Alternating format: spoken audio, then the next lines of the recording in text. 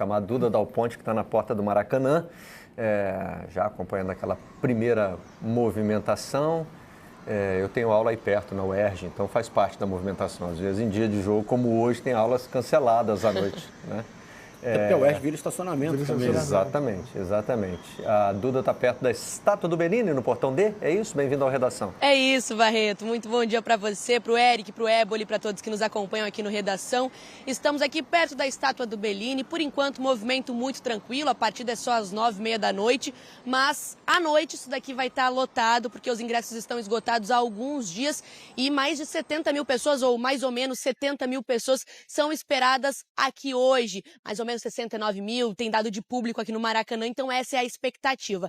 A gente sabe que Flamengo na Libertadores é sempre um dia especial e ainda mais especial porque é o único carioca que está na Libertadores, então para manter a hegemonia dos últimos anos, o Flamengo precisa vencer, é a única esperança do Rio de Janeiro, porque em 2022 foi o Flamengo que venceu, 2023 o Fluminense, 2024 o Botafogo e agora a esperança para manter essa hegemonia carioca é o próprio Flamengo. Agora, falando sobre um pouco do time aí, né? Ontem o Flamengo fez a última atividade lá no Ninho do Urubu e essa atividade mostrou que todos os jogadores foram a campo. O Varela, recuperado de uma pubalgia, treinou normalmente, só que ainda há uma dúvida se o Emerson Royal vai ser o titular ou o Varela. A tendência é de que seja o Varela, ele é o titular da posição, mas o Emerson entrou contra o Juventude, né? Foi o titular contra o Juventude e foi muito bem, fez inclusive o segundo gol do Flamengo naquele placar de 2-0. Quem também voltou a treinar foi o Bruno Henrique, né? Ele tinha sido poupado do último jogo para controle de carga, ele também está liberado pela Justiça, né? Pelo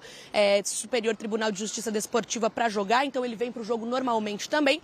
Agora, 2 jogadores treinaram separado ontem, no campo, mas separado. O Jorginho e o Alexandro. O Alexandro está fora dessa partida mesmo, está 2 partidas fora e ainda está se recuperando de uma lesão na panturrilha esquerda. E o Jorginho, muito provavelmente está fora, mas a gente ainda não pode cravar isso, porque é uma decisão que a gente ainda não conseguiu apurar, né, de como vai ser isso, porque o Jorginho quer jogar e ele tem uma mínima condição. Só que o Flamengo não quer forçar, né, a comissão técnica não quer forçar para ele não ter uma nova lesão e ficar fora por mais partidas ainda. Então o Jorginho tem uma mínima condição, mas muito provavelmente ele não vai ser relacionado e nem vem para essa partida. E aí existe uma dúvida ali no meio de campo, né, quem vai suprir essa função, porque o Pulgar ainda está fora, já está fazendo trabalho em campo com fisioterapia, mas ainda está fora, então existe uma possibilidade ali de ser o Alan, que começou contra o Juventude, ou então o De La Cruz, que começou contra o Grêmio. Essas são as opções para formarem ali o meio de campo junto com o Saul e com o Arrascaeta. E lá na frente também tem dúvida, né? O ataque que vem sendo mais usado pelo Filipe Luís é com o Samuel Lino, Plata e Pedro. Mas nos 2 jogos das oitavas de final contra o Inter, o Pedro começou no banco de reservas e o Bruno Henrique começou no time titular. Então há essa possibilidade. Assim como existe a possibilidade também de o Luiz Araújo entrar ali pela direita no lugar do Plata. Então a escalação mesmo do Flamengo é uma grande incógnita, né? O Filipe Luís só dá essa escalação, só crava essa escalação na pré-eleição. Então a gente só vai saber por volta de 6 da tarde, mais ou menos, que é quando o Flamengo sai lá do Ninho do Urubu e vem aqui para o Maracanã para essa partida importantíssima contra o Estudiantes, que chegou na terça-feira no Rio de Janeiro, ontem fez treino no centro de treinamento do Fluminense e hoje vem para essa partida. Inclusive o presidente Veron, do Estudiantes, falou para a imprensa argentina que além de jogar, o Estudiantes precisa ter fé. Ele disse que o Flamengo é um time que compete não só no futebol sul-americano, mas tem time para competir no mundo inteiro. Então ele falou que precisa desse elemento a mais. E, claro, confiar na partida de 180 minutos, né? Porque que vem é lá na Argentina. Então, o Filipe Luís também falou sobre isso, sobre essa decisão aí de 180 minutos, sobre prestar muita atenção nessa primeira partida, e é isso que a gente vai ouvir agora. Nenhum jogo se resolve no primeiro jogo, na minha opinião. Por mais elástico que seja o placar, claro. Estamos falando de como foi uns anos atrás aí, goleadas enormes. Não, mas dificilmente vai se resolver um jogo de quartas de Libertadores no primeiro jogo. Em casa ou fora de casa. Sabemos disso, porque nós temos que pensar que são 180 minutos, onde temos que estar na nossa melhor versão. Existem jogadores que jogam e crescem muito na frente da torcida, existem jogadores que jogam melhor e desempenham melhor até fora de casa, então estamos preparados para enfrentar uma eliminatória, né? E sabendo que não podemos cometer erros nesse primeiro jogo para poder, sim, tentar fazer 2 jogos aí perfeitos para poder passar. O Flamengo tem só 2 derrotas aqui no Maracanã em 24 jogos no ano, né? E foram exatamente em mata-mata, na Copa do Brasil contra o Atlético Mineiro e também, em mata-mata não, né? Em competições importantes, porque o outro foi na fase de grupos da Libertadores contra o Central Córdoba. Aquela derrota que mexeu bastante com o ânimo dos jogadores, da torcida. Então, contra um time argentino, mas o retrospecto é positivo do Flamengo contra times argentinos em mata-mata da Libertadores. Barreto. Obrigado, Duda, pelas informações. De fato, né, para a nossa equipe aqui já virou um desafio fazer o campinho do Flamengo. O Flamengo tem uma base bem estabelecida, um sistema de jogo, mas o Felipe Luiz faz pequenos ajustes de acordo com o adversário e tem momentos também. Por exemplo, hoje o Varela parece estar à frente do Emerson Royal. Embora o Emerson tenha feito um bom jogo contra o Juventude. Não pelo gol, não. Eu acho que pelos 90 minutos mesmo. E ele tem uma característica de ser um cara mais ofensivo do que o Varela, assim, né? Hoje o Ayrton Lucas está à frente do Vinha, né? Para ser o primeiro reserva do Alex Santos. Se o Alex Santos tivesse à disposição, seria o titular. Gosta muito do Ayrton. Eu adoro o Ayrton. Eu acho o Vinha um jogador mais completo que o Ayrton. Lá na frente tem o trio ali, né? Plata, Arrascaeta e Samuel Lino tem status de titular. Já o Pedro tem uma certa alternância com o Bruno Henrique de acordo com características do adversário, da competição e tal. Acho que o Pedro já está se firmando mais como um titular, já está fugindo um pouquinho dessa coisa das características do adversário. Acho que o Pedro já se firmou como uma primeira opção. Mas eu não descartaria o BH hoje começando o jogo, não. Pois é. Não descartaria, nem o Alan também. Que vai para o jogo é essa aí.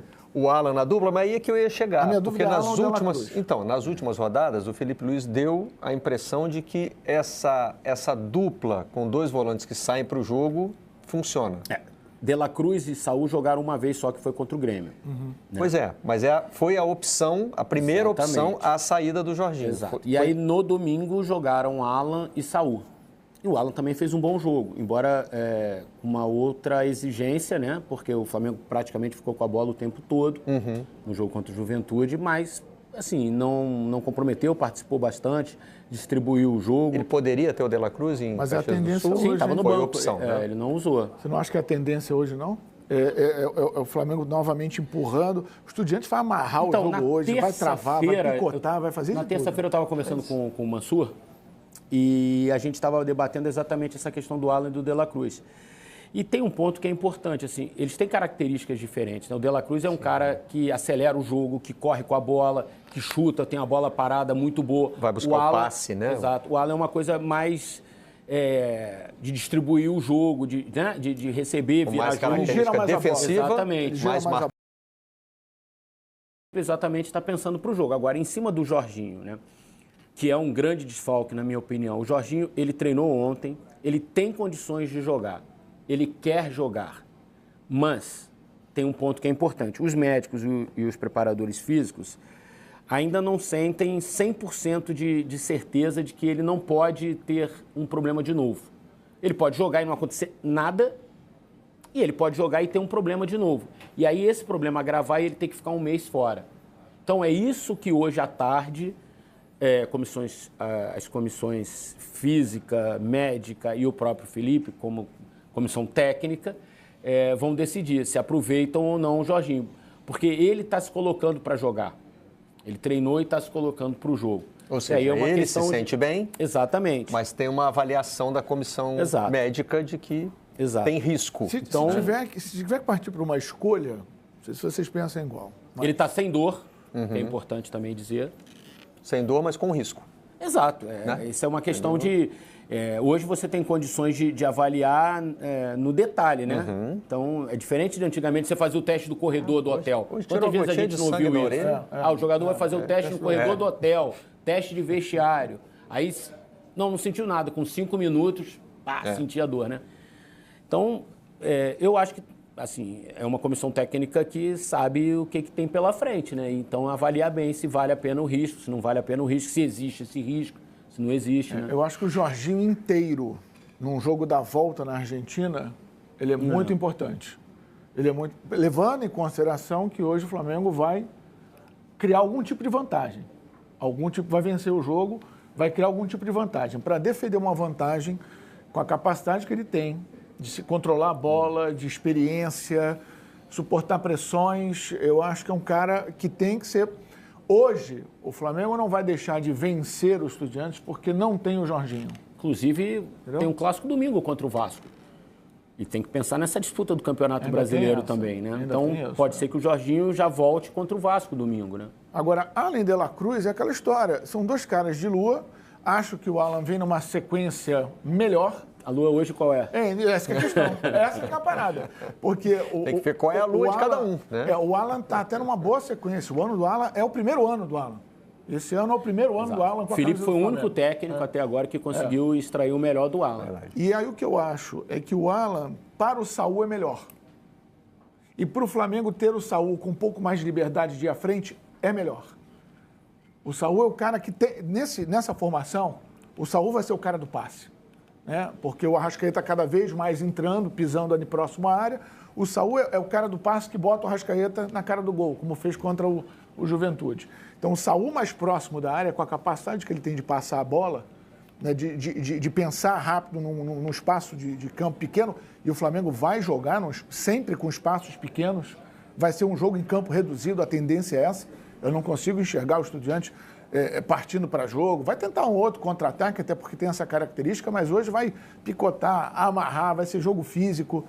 Então, eu vejo o Alan hoje como uma opção melhor que o de la Cruz. O que nós temos aqui sobre o Flamengo já não é mais sobre o jogo de hoje, e sim sobre a possibilidade de construir um estádio. Vamos mostrar aí essa nota do GE. Globo. Diretoria prevê a inauguração em 2036 ou depois, com custo de 3,1 bilhões de reais. Houve uma reunião ontem do Conselho Deliberativo, e aí a gente ouve primeiro o presidente do Flamengo e depois mostra as diferenças. Vamos lá, vamos com o BAP então. No papel, e muito obrigado à Fundação Getúlio Vargas, que fez um estudo muito amplo disso, quando a gente passou pela parte da viabilidade econômica e financeira, com a realidade da taxa de juros que a gente tem no Brasil, ficou muito claro que para fazer o estádio no prazo que estava pré-acordado, nós deveríamos ter que abrir mão ou de performance esportiva, ou do clube, de alguma maneira, ser independente. Então, provavelmente, a gente tinha que ter uma injeção de capital externa, que hoje em dia é conhecida como você transformar o clube numa SAF. Era uma premissa nossa de não querer nem perder performance esportiva, né, nem virar SAF. Então, dentro desse conceito, nós fizemos uma proposta para a Prefeitura, conversamos com eles sobre essas condicionantes e entendemos conjuntamente de que o sonho continua de pé, o Flamengo sim vai ter o seu estádio, mas não tão rapidamente como se imaginava. Então, é o mesmo, enfim, eu ia dizer que é o mesmo projeto, mas vou mostrar a diferença. Não é o mesmo projeto, mas a base é a mesma, né? O local, né? Na região do gasômetro, no centro do Rio de Janeiro. O Flamengo, inclusive, já comprou o terreno. Mas o que muda é o planejamento para construir o estádio. Então, a gente preparou aí uma arte com as diferenças. Essa arte, na verdade, é só uma reprodução do slide que foi mostrado nessa reunião, tá? De 70, no lado esquerdo, como seria? 78 mil lugares. Agora, 72 mil, otimizado com perfil mais popular, segundo o Flamengo. Um custo total de 3 bilhões, agora cai para 2.200, incluindo o estádio, obras de entorno, contingências, terreno e custo de capital.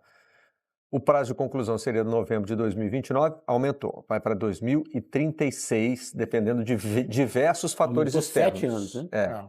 Aumentou 7 anos e com caixa para mais, porque dependendo de diversos fatores externos aqui é uma preparação para... Quase que é perder de vista. Preparação para adiar a obra, né? Como a gente disse, se adiar a obra no banheiro da nossa casa, imagina um estádio para 70 mil pessoas, né? Impacto relevante na receita e performance do futebol. Segundo a diretoria, com esse novo planejamento, deixa de existir com o aumento de receitas orçamentárias e rentabilidade. A minha dúvida, Barreto, é só rapidinho, assim, o mandato de um presidente no Flamengo é de 3 anos. Sim. Nesse, a gente está em 2025, né? Até 36 são 11 anos. Tem tempo para ter mais 3 presidentes. Se de um para outro já causou tudo isso? Assim, o projeto resiste a mudanças políticas dentro do clube, porque o atual presidente do Flamengo era oposição ao último presidente do Flamengo, né? Embora a origem deles tenha sido a mesma, eles romperam, então o Carlos Eduardo Batista era oposição ao Rodolfo Landim. E mudou o planejamento da construção do estádio, que era, em princípio, algo muito, muito importante para o Rodolfo Landim. Será que na próxima eleição isso muda de novo? Esse projeto que foi apresentado ontem e que o presidente acabou de falar aqui no Redação, ele é sólido o bastante para não ter interferências políticas nos próximos mandatos? É isso que eu acho que é importante.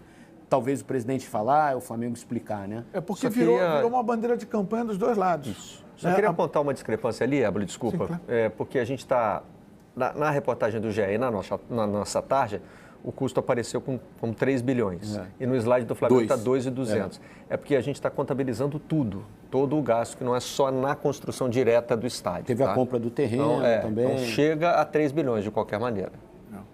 O que eu estava falando é que isso virou uma bandeira de campanha para anterior, colocando isso como uma promessa, de que, olha, o Flamengo, se eu seguir adiante, vai ser o Flamengo. Né? Quantas vezes o Landim não usou a camisa do Flamengo com atrás 2029, né? O número 2029, simbolizando a construção, a entrega do estádio. E essa sempre questionando a construção desse estádio. A construção de um estádio não deveria ser projeto de um presidente. Claro. Tem que ser o projeto de um clube. Claro. Então, esse é o ponto, assim, porque na próxima eleição muda o presidente, o cara fala assim, eu quero fazer em 7, e não mais em 7, eu quero fazer em 15, eu quero fazer em 3. Eu estou pensando aqui, se a defesa que o clube tem com relação a isso não é justamente essa aprovação em conselho. Mas no outro não tinha sido. Mas se o outro conselho pode aprovar algum Mas não tinha aprovado para 29? Então, esse é o ponto. Porque as decisões da presidência estão sendo referendadas pelo conselho nos dois casos, né? Acho que tem Mas eu acho que assim, a única segurança, nem sei se é jurídica, nesse caso, estatutária, talvez. Foi feito um estudo encomendado por essa nova gestão, comandada pelo Carlos Eduardo Batista, que mostrou que aquela situação ela era impossível, pelo menos para esse estudo. Mas aquela gestão tinha um estudo que provava que era possível, tanto que aprovou. Então, essas negociações políticas dentro dos clubes é que muitas vezes acabam com o planejamento de um clube, né? E a característica de um clube estatutário. A origem do capital para a realização desse projeto também dividiu muito ali, né? Foi um alvo de queda de braço ali. E aí, é uma SAF? Vai ser uma SAF só para o estádio? A atual gestão rechaça essa situação. Então, não tem nada definido. Por enquanto, mais uma vez, o projeto de estádio do Flamengo está no papel e não há nenhuma previsão de sair do papel. Agora a previsão, na verdade, até aumenta, né? Foi jogada para frente. Então tá aí, galera. Flamengo e Estudiantes, direto do Maracanã, jogo de ida das quartas de final da Libertadores da América. Teremos casa cheia, todos os ingressos foram vendidos de forma antecipada e o Mengão, logicamente, vai tentar, fazer um resultado positivo nesse primeiro confronto para levar, um bom resultado para o segundo jogo que vai acontecer lá na Argentina. Vou deixar aqui os créditos para o canal do Sport TV e também para o canal da ESPN Brasil. O link deles se encontra na descrição do vídeo como forma de crédito. Vou pedir a você que não é inscrito para se inscrever no canal, ativar o sino e deixar o like. Fique tranquilo, daqui a pouco eu volto e trago mais novidades para vocês, porque afinal de contas, isso aqui é nossa paixão, isso aqui é nosso amor. Fui, nação!